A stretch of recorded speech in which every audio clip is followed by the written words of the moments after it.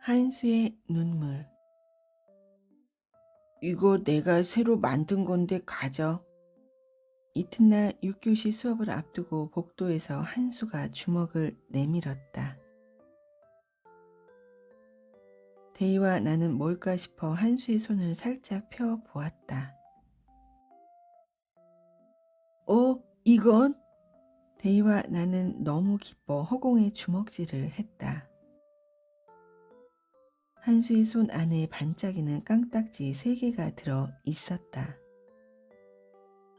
어제 선생님한테 빼앗긴 것보다 10배, 100배쯤 더 좋은 깡딱지였다.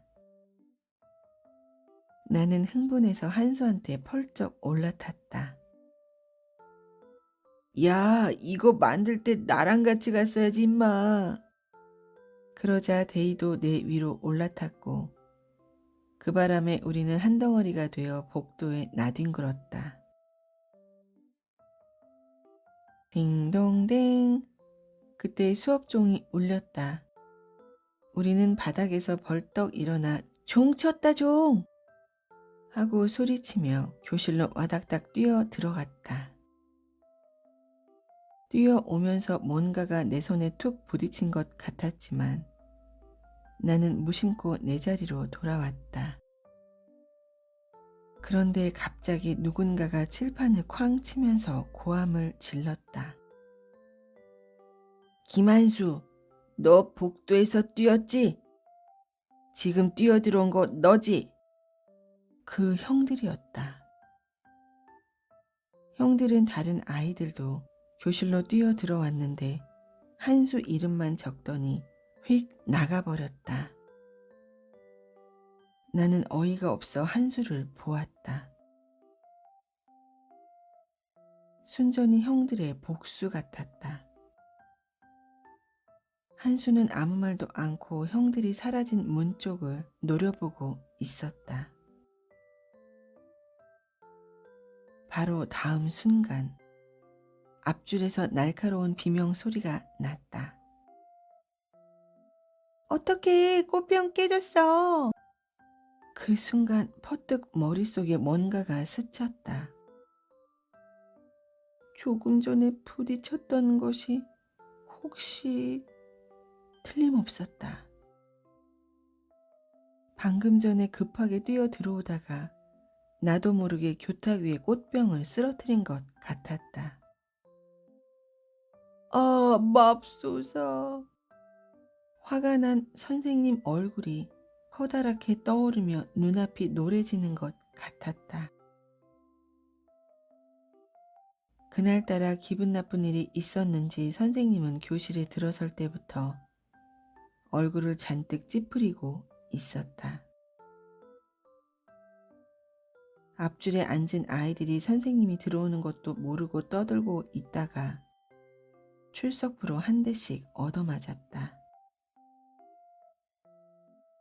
도대체 왜 이렇게 시끄러워? 선생님이 그만큼 얘기했으면 알아들어야 할 거 아니야. 그때 병구가 손을 번쩍 들더니 선생님, 누가 꽃병을 깨뜨렸어요. 하고 말했다. 나는 숨이 딱 멎는 것 같았다. 선생님 얼굴이 사납게 일그러졌다. 누구야? 꽃병을 깨트린 놈이? 교실은 쥐죽은 듯 조용해졌고 병구가 자리에서 일어나 또박또박 말하는 소리만이 낭낭하게 울렸다. 누군지는 정확히 모르겠지만 아까 한수가 복도에서 뛰어 들어오다가 선도부 형한테 걸렸어요. 병구가 뭘 말하려는지 모르는 아이는 없었을 것이다. 나는 고개를 번쩍 쳐들었다. 하지만 차마 내가 깼다고 일어설 용기는 없었다. 선생님의 불호령이 떨어졌다. 김한수, 이리 나와! 한수는 말없이 일어나 앞으로 나갔다. 시건방진 녀석, 허구한 날 말썽이나 피우고 엊그제 선도부 영들한테 대들어서 선생님 망신을 시키더니 오늘은 꽃병이냐? 넌 어떻게 된 놈이 하루도 빼놓지 않고 말썽이냐? 말썽이!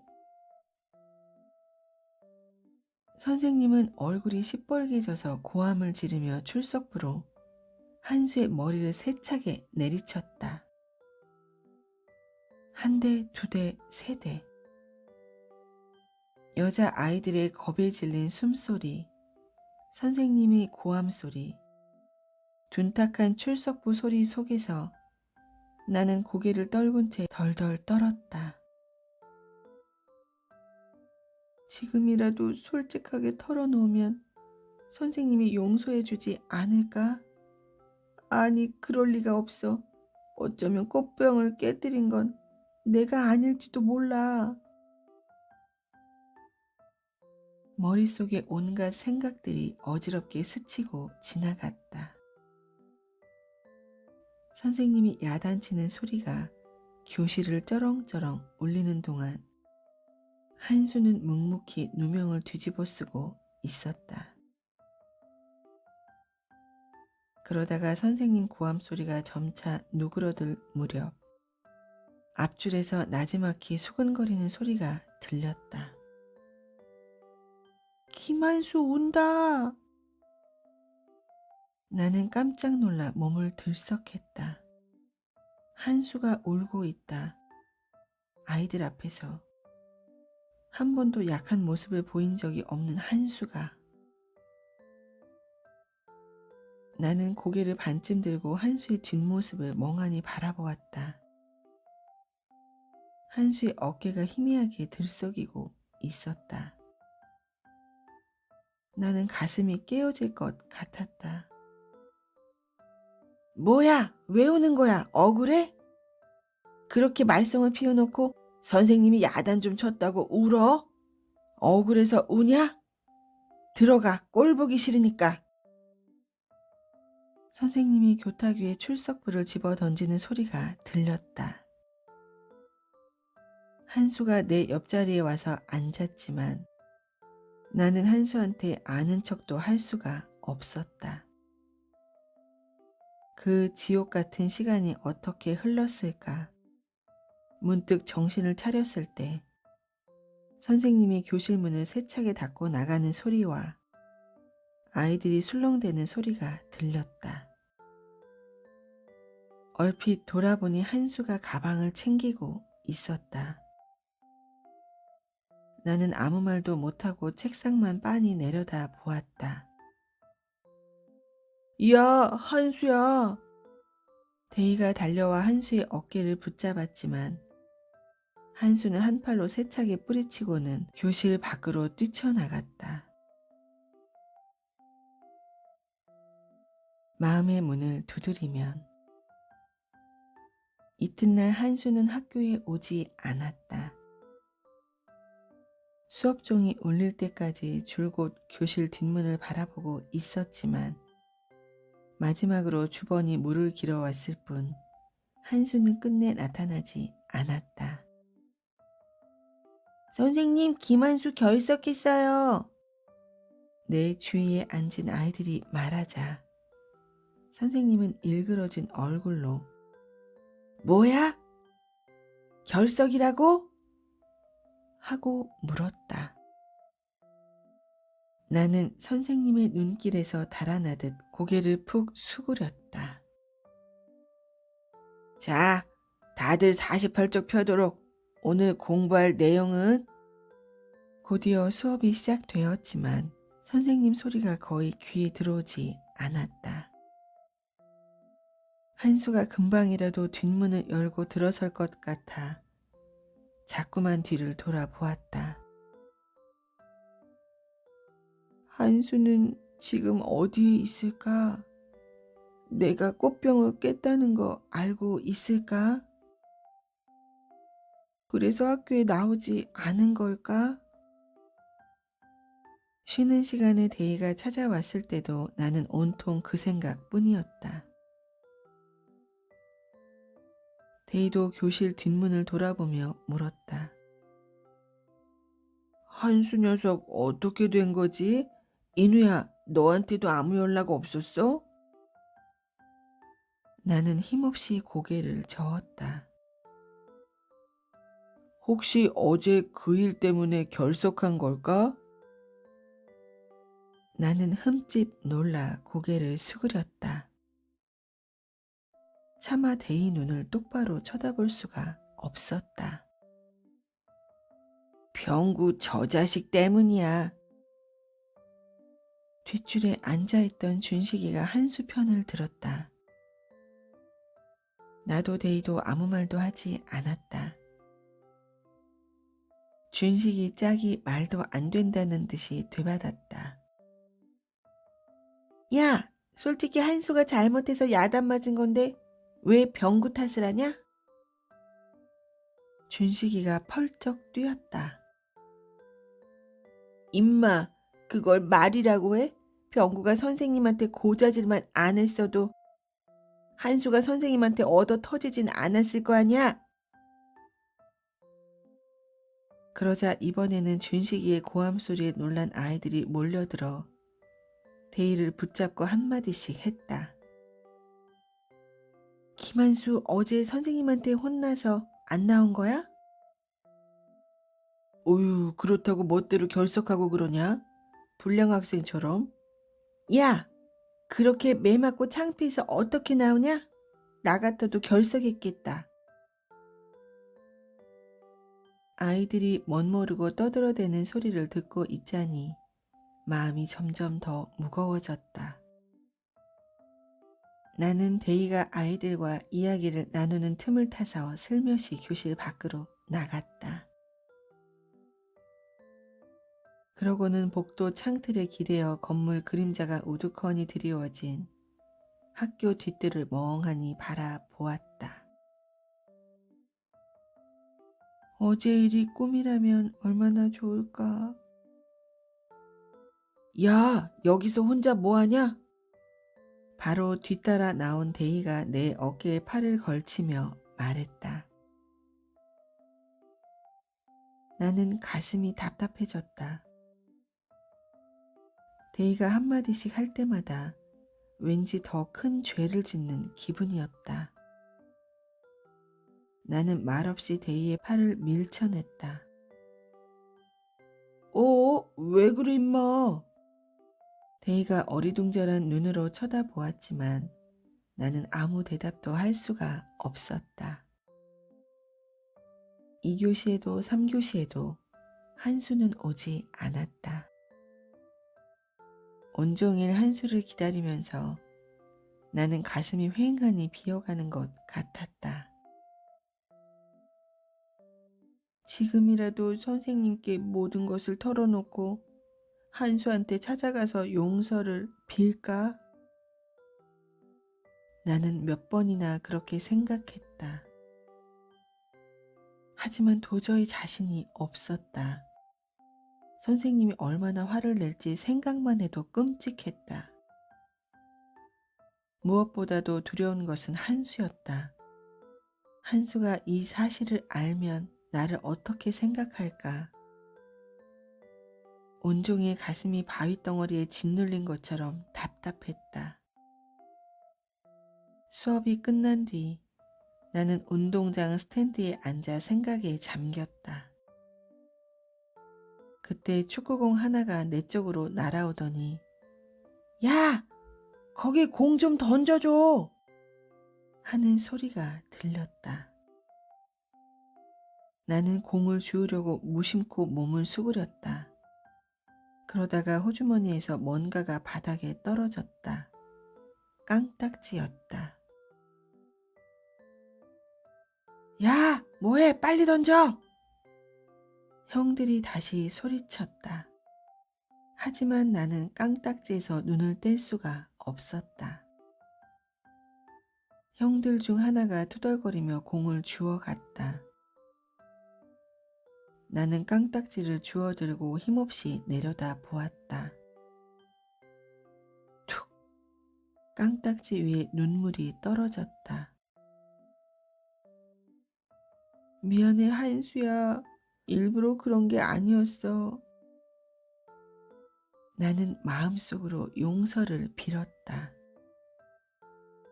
하지만 이미 엎질러진 물이었다. 한수는 이미 누명을 쓰고 아이들 앞에서 야단을 맞았다. 그것이 나 때문이라는 사실을 안다면 절대 용서하지 않을 것이다. 여기 있었어? 한참 찾았잖아. 어느새 왔는지 데이가 내 어깨를 툭 치며 물었다. 나는 고개를 떨군 채 눈물을 닦았다. 한수 때문에 그래? 너무 걱정하지 마. 너 때문에 그런 것도 아니잖아. 너 때문에 라는 말에 나는 숨이 콱 막혔다. 데이는 아직까지 아무것도 모르고 있다. 한수도 모르고 있다. 그러자 어제 어깨를 들썩이던 한수의 뒷모습이 떠올랐다. 나도 모르게 눈물이 쏟아져 나왔다. 어쩌면 지금이 마지막 기회인지도 몰라. 지금 데이한테 솔직하게 털어놓지 않으면 다시는 한수랑 예전처럼 지낼 수 없을지도 몰라. 데이야, 사실은 나는 주먹으로 눈물을 훔치며 숨을 몰아 쉬었다. 꽃병을 깬 건 한수가 아니라 나야. 내가 깼어. 데이는 한동안 아무 말도 못하고 멍하니 나를 바라보았다. 무슨 소리야? 그럴 리가 없어. 하는 표정이었다. 나는 말없이 스탠드에서 일어나 교무실 쪽으로 걸어갔다. 야! 인우야, 어디가? 데이가 쫓아오며 소리쳐 불렀다. 나는 돌아보지 않았다. 돌아보면 나의 작은 용기가 사라질지도 모른다는 생각이 들었다. 인우야! 데이의 소리가 가까워질수록 나는 발걸음을 재촉했다. 다리가 후들거리고 눈앞이 노을해졌다. 한수한테 했던 것처럼 출석부로 때리겠지? 손바닥을 맞을지도 몰라. 일주일 동안 교무실에서 무릎 꿇고 손들라고 있으라고 할까? 하지만 벌이 무서워서 이대로 있는 건 그보다 더 끔찍한 일 같았다. 나는 교무실로 들어가 담임 선생님한테 다가갔다. 뭐야? 무슨 일 때문에 왔어? 선생님이 나를 힐끗 돌아보며 물었다. 나는 침을 꿀꺽 삼키고 모든 것을 솔직하게 털어놓았다. 그러고는 고개를 떨군 채 선생님의 호통을 기다렸다. 하지만 선생님은 서류철을 뒤적이며 그래, 알았어. 앞으론 그러지 마. 라고만 말했다. 나한테 화를 내지도 않았고 벌을 주지도 않은 것이다. 나는 맥이 쭉 빠졌다. 어째서 선생님은 나를 혼내지 않은 걸까? 어제 한수를 야단치던 선생님은 어디로 간 걸까? 병구의 말만 듣고 출석부로 한수를 때리며 고함을 지르던 선생님은 어디로 간 걸까? 교무실에서 나오면서 나는 선생님이 더 이상 무섭지 않았다. 난생 처음으로 선생님이 너무나 작고 시시해 보였다. 교무실 앞 복도에서 데이가 기다리고 있었다. 어떡할 거야? 한순에 갈 거야? 나도 같이 갈까? 나는 고개를 저었다. 아니, 고맙지만 혼자 갈게. 혼자 가야 할 것 같아. 대인은 다소 서운한 듯 했다. 하지만 곧 밝은 표정으로 그래, 그럼 내일은 삼총사가 다시 모일 수 있도록 하는 거야? 가서 잘하고 와 임마. 하고 내 등을 두드려 주었다. 나는 힘없이 웃으며 무작정 한순의 집을 찾아 나섰다.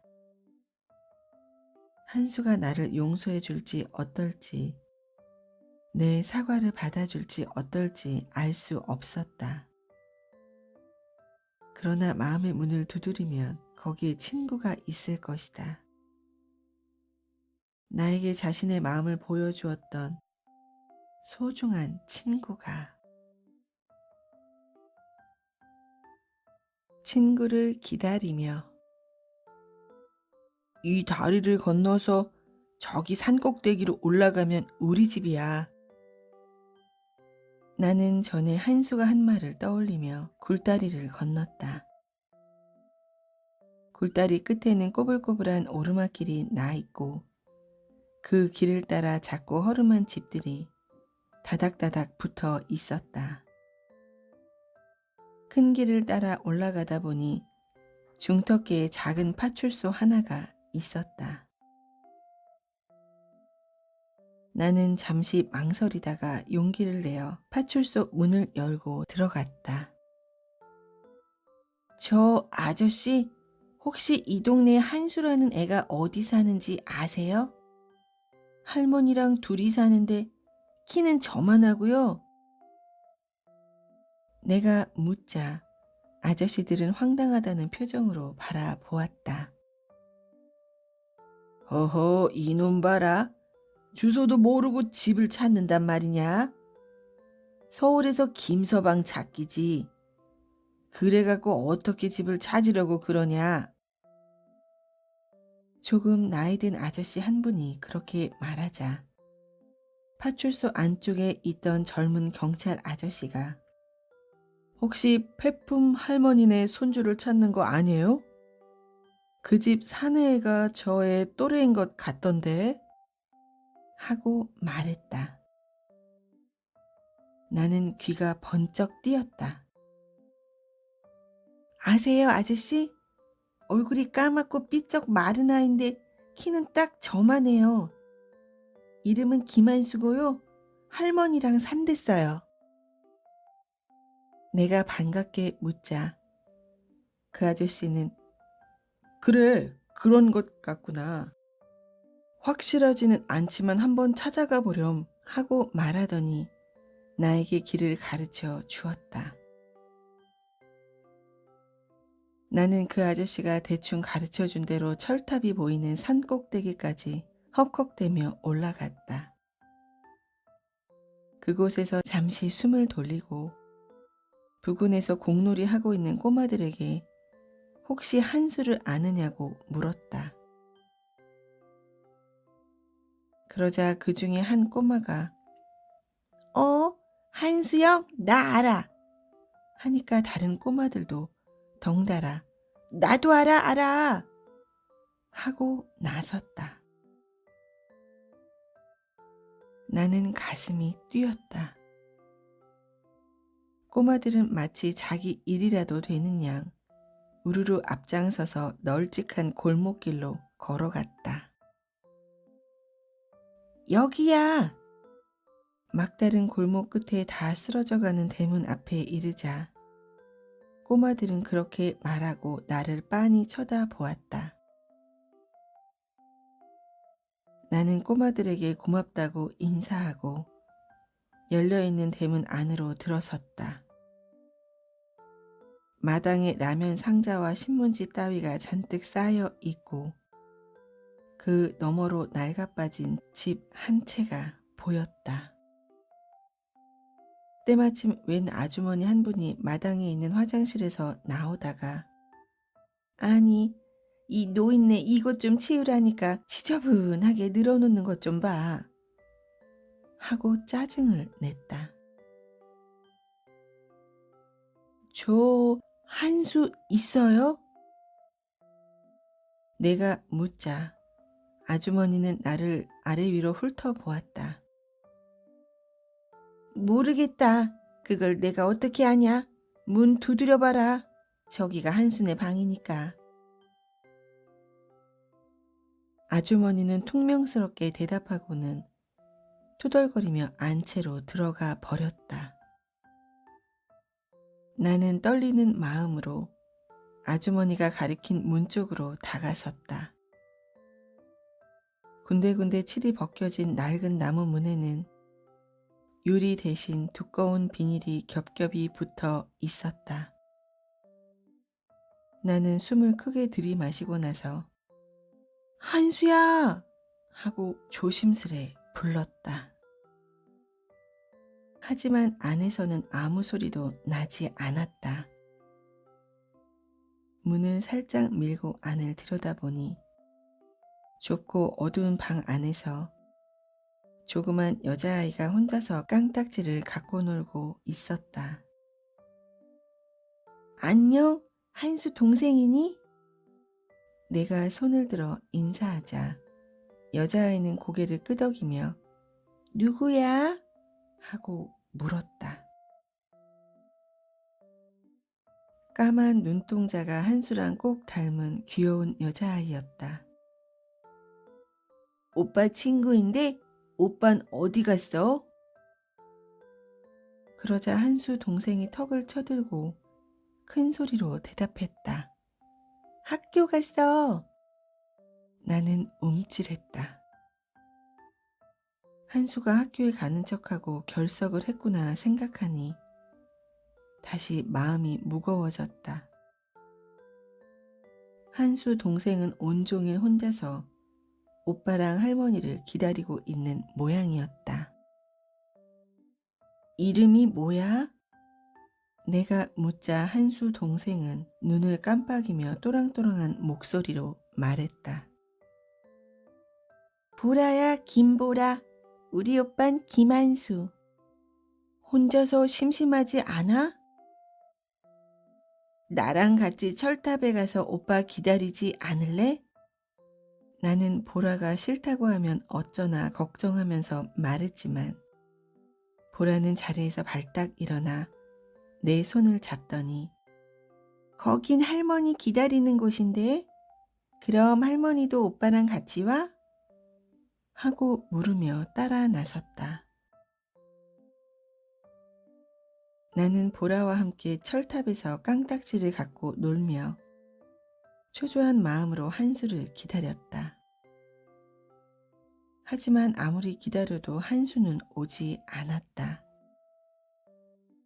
어느덧 해는 서산머리로 뉘엿뉘엿 기울고 잿빛 집들이 들어선 산등성이로 쓸쓸한 저녁 노을이 지고 있었다. 추워. 우리 오빠 언제 와? 보라가 눈을 비비며 물었다. 나는 말없이 보라의 손을 잡았다. 손이 제법 차가웠다. 보니까 골목에서 공놀이를 하던 꼬마들도 하나둘씩 집으로 돌아가고 있었다. 마침내 나는 보라의 깡딱지를 모두 챙겨 손에 쥐어 주었다. 보라야, 오빠가 늦으려나 보다. 추우니까 집에 들어가 있어. 난 이제 집에 가야 돼. 너무 늦었거든. 그 말에 보라는 하고 싫은 내색을 했다. 하지만 온종일 혼자서 오빠랑 할머니를 기다리는데 이골이 난 듯 곧 포기하고는 나에게 손을 흔들더니 자기 집 쪽으로 타박타박 걸어갔다.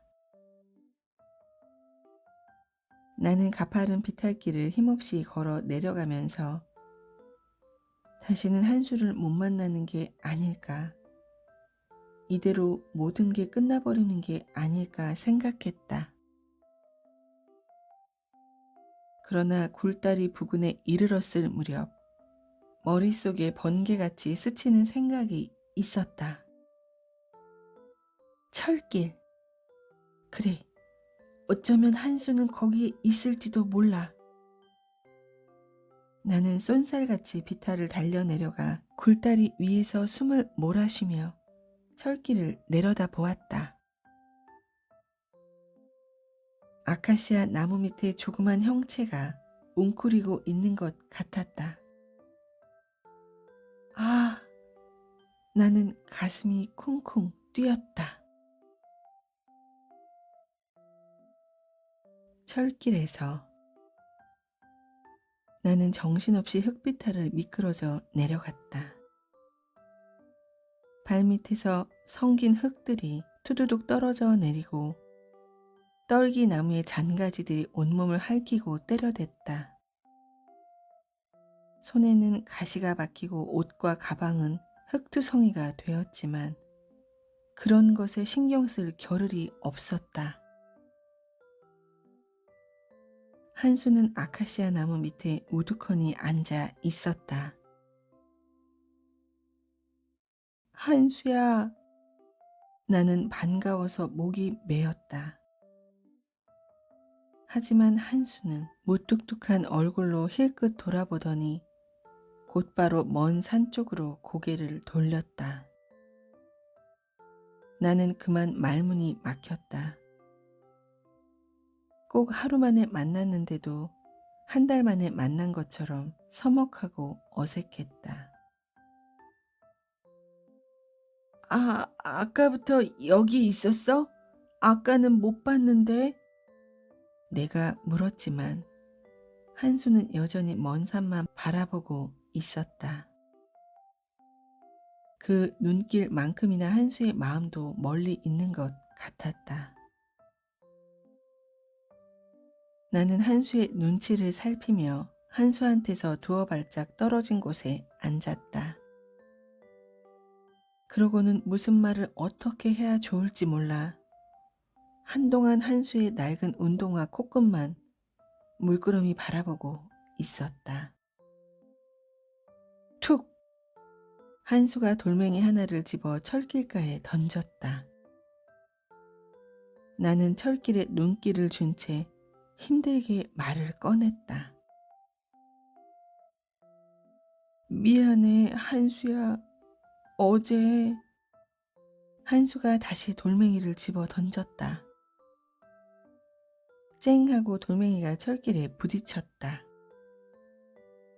나는 마치 그 돌멩이에 얻어맞은 듯 가슴이 뻐근했다. 어제 그 꽃병 하고 말을 꺼내는데 갑자기 눈물이 핑 돌았다.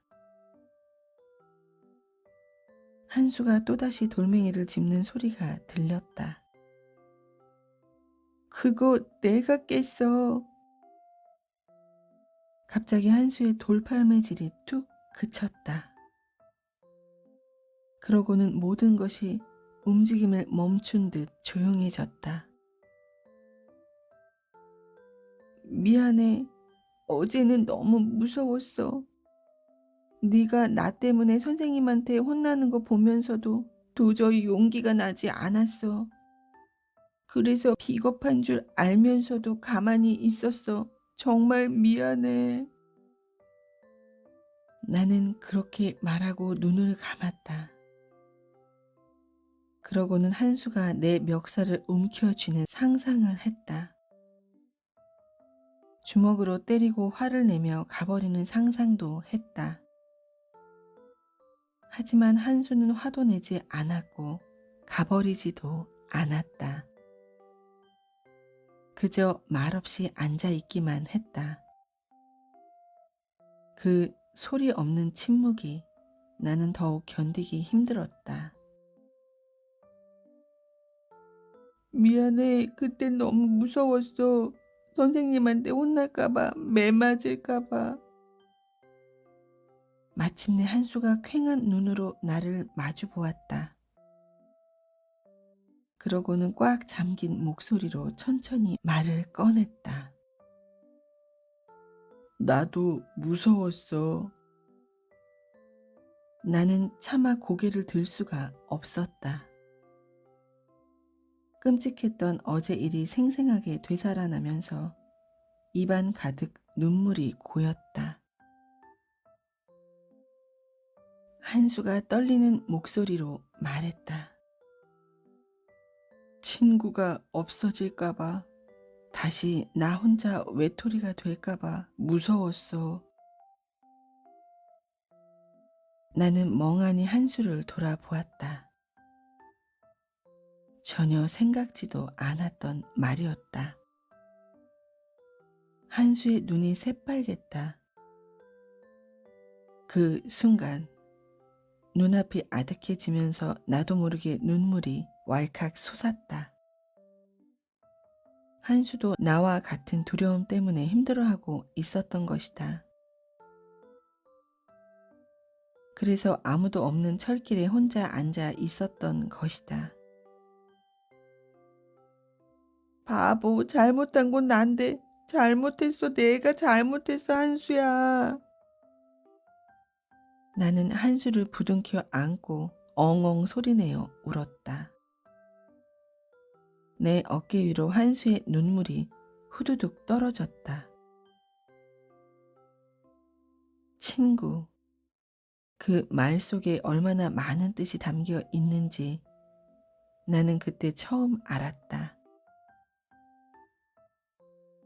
나는 울면서 마음속으로 다짐했다. 미안해, 한수야. 다시는 너를 슬프게 하지 않을게. 나도 너랑 멀어질까봐 얼마나 걱정했다고. 미안했던 마음, 괴로웠던 마음이 씻겨 내려가고 고단한 마음에 비로소 평화가 찾아왔다.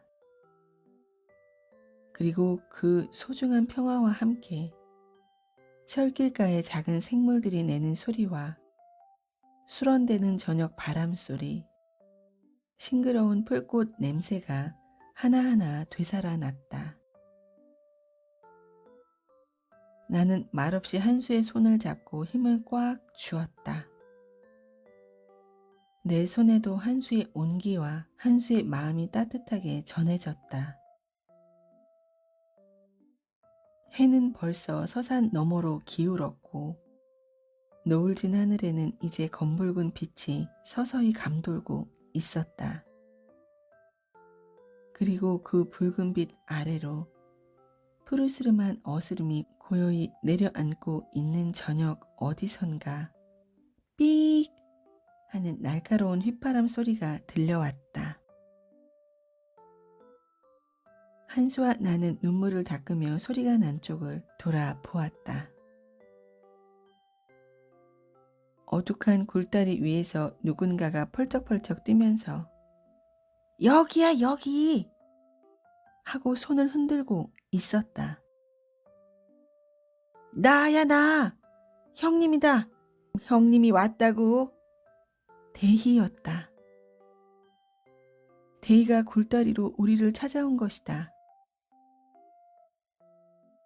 한수와 나는 일제히 손을 흔들며 대희야! 하고 소리쳤고 대희는 굴다리 밑으로 내려오는 길을 찾아 쏜살같이 다리 끝으로 달려갔다.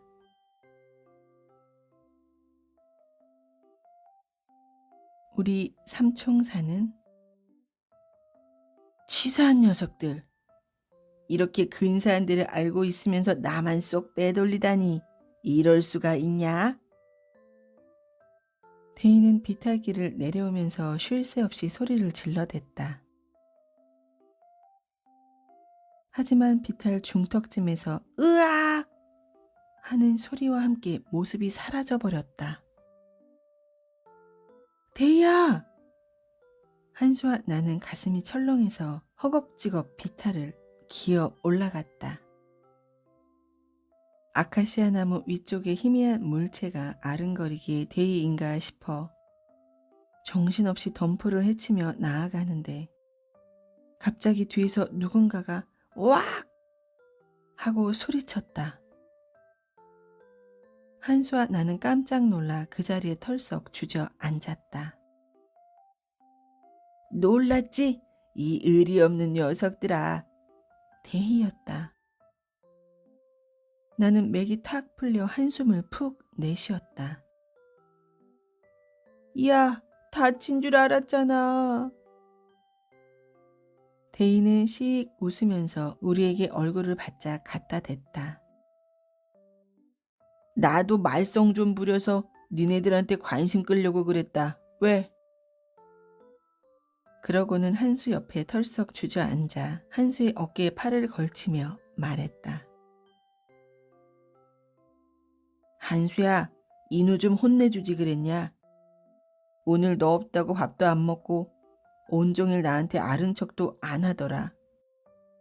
나는 친구도 아니라 이거지? 여기 올 때도 의리 없이 혼자 온 것 좀 봐. 치사한 자식. 나는 할 말이 없었다. 솔직히 내가 대희였다면 얼마나 서운했을까. 나는 그제야 미안한 마음이 들어 얼굴을 붉혔다. 미안해. 하지만 일부러 그런 건 아니야. 그러자 한수가 웃으며 말했다. 몇 대쯤 때릴까? 나는 깜짝 놀라 한수를 쳐다보았다. 어둑한 저녁 땅거미 속에서 장난스럽게 웃고 있는 한수의 얼굴이 어렴풋이 보였다. 콩!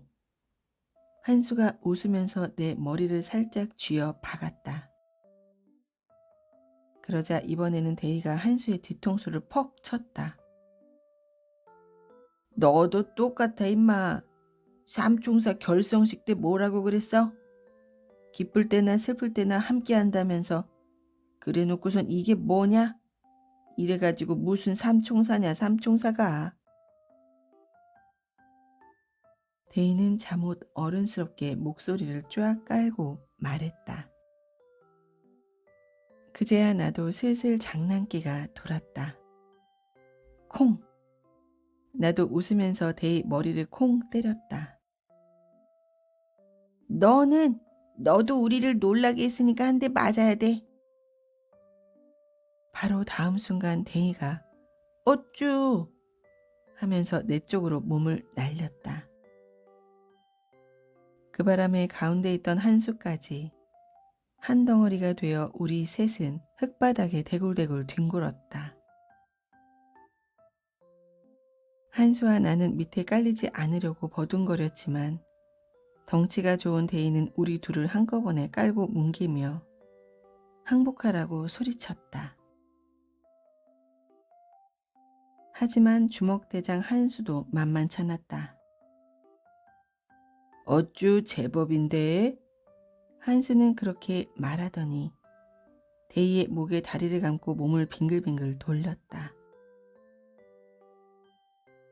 데이가 옆으로 쓰러지며 순식간에 한수 밑에 깔렸고 그 틈을 타서 나는 한수의 등 위로 다시 덮쳤다. 야, 항복이라니까. 마침내 데이가 손으로 땅바닥을 탕탕 치며 항복을 선언하자 한수도 나도 헉헉대며 바닥에 벌렁 들어 누웠다. 검푸른 저녁 하늘이 나뭇잎 사이로 쏟아져 들어왔다. 나는 잠시 눈을 감고 거친 숨을 몰아 쉬었다. 문득 토끼장 앞에서 우리의 우정을 맹세하던 때가 떠올랐다.